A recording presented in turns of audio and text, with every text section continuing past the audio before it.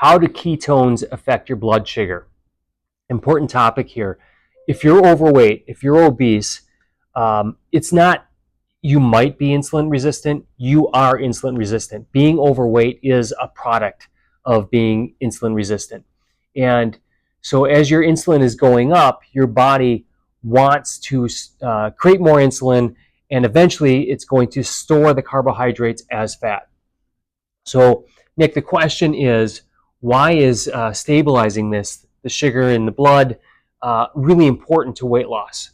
And how it affects the hormones, right? Yeah, all the hormones. Absolutely. So when your blood sugar goes up, your body produces insulin, and insulin is designed to do two things. One, to get the sugar out of your system, because sugar is toxic. I heard you describe this years ago as having an elevated level of blood glucose is like taking sandpaper inside of your arteries and going like this.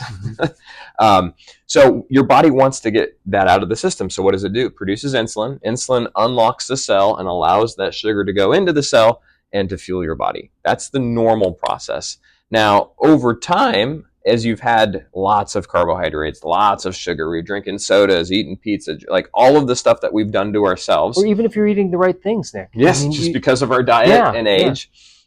What's happened is now we're no longer insulin sensitive. We become insulin resistant. And all that means, I like to think of it as like hearing, because it's easy to understand, like the hair follicles in your ear, as you age, they get shorter and shorter and shorter, and it's harder to hear.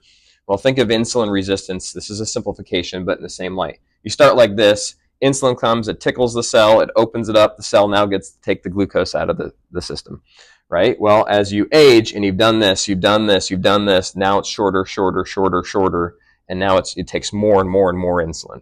The detriment of that is the higher your insulin levels, insulin's second role is to regulate fat metabolism. And if insulin is present, the body says, store fat, don't burn it. So you might just have a little piece of bread or a little thing of sugar, and normally it would raise your blood glucose levels to here, but because you're insulin resistant, your insulin levels go up here. And now, even though it was a tiny amount, your body says, store fat, don't burn it. So you might not eat anything for the day except for this little bit, but your body says, store fat. So the key is, how do we lower this? How do we increase that insulin sensitivity over time? Ketones can actually be a big part of that. There's two facets to this. Number one, when your brain is fueled, you're going to make better food choices, so you're going to eat less of that anyways. So your blood sugar is going to start to naturally go down. And the more that you can maintain that environment over time, the healthier you're going to get. In essence, you're going to help to regain your insulin sensitivity.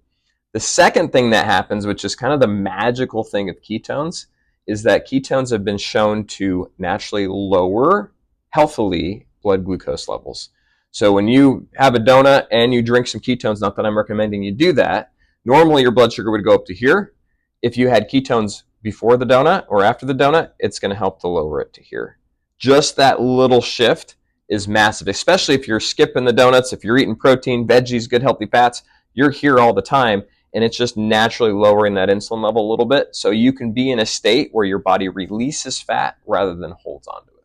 Yeah. What happens is they develop metabolic flexibility.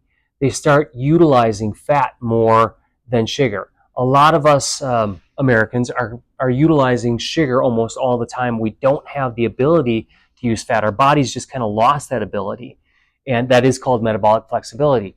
As they take the ketones, the brain and the body remembers, oh yeah, this thing, fat, that I've been storing forever and been wanting to use is now available, and the body starts to learn it again, and they have a lot of success.